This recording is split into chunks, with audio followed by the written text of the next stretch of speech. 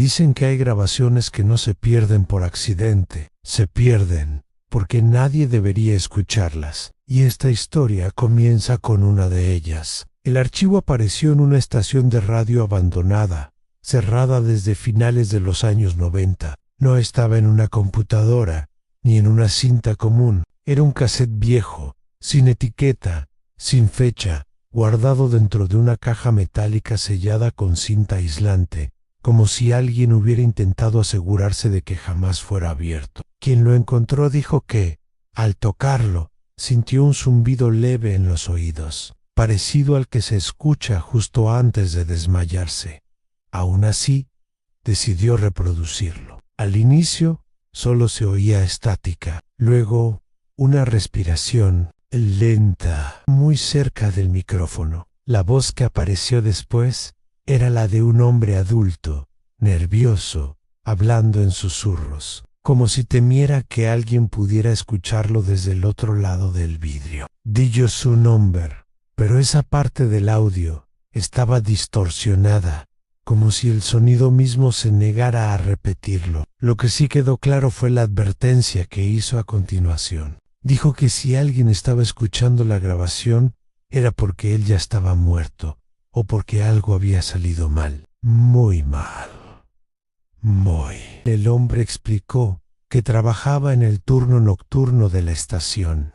Su trabajo era simple: mantener la señal activa, revisar niveles de audio y asegurarse de que la transmisión automática siguiera funcionando hasta el amanecer. Todas las noches eran iguales, hasta que la señal se interrumpió por primera vez. No fue un corte común, no hubo silencio. En su lugar, entró al aire una voz que no estaba en ningún registro, una voz que no figuraba en la programación, una voz que hablaba directamente a quien estuviera escuchando. Al principio pensó que era una broma, un error técnico, pero la voz comenzó a decir nombres completos, personas reales. Algunos llamaban a la estación minutos después, llorando, preguntando cómo era posible que alguien hubiera hablado con la voz de un familiar fallecido. Otros no llamaron nunca más, simplemente desaparecieron. La grabación relata que el hombre intentó cortar la transmisión, desconectó cables, apagó equipos, incluso cortó la energía del edificio. Nada funcionó. La señal seguía saliendo al aire, clara, constante, como si la estación ya no fuera necesaria, como si la voz hubiera encontrado otra forma de transmitirse.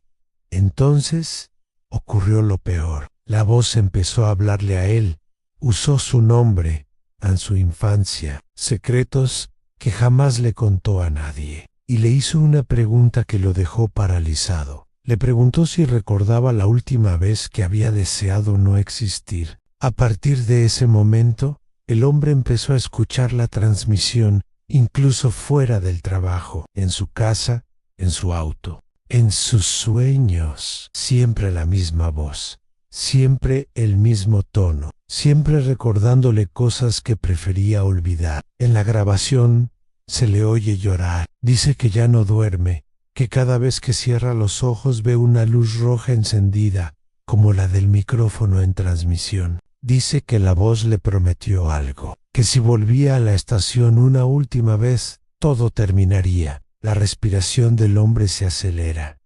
Se escuchan pasos, una puerta abriéndose. Luego, silencio durante casi un minuto.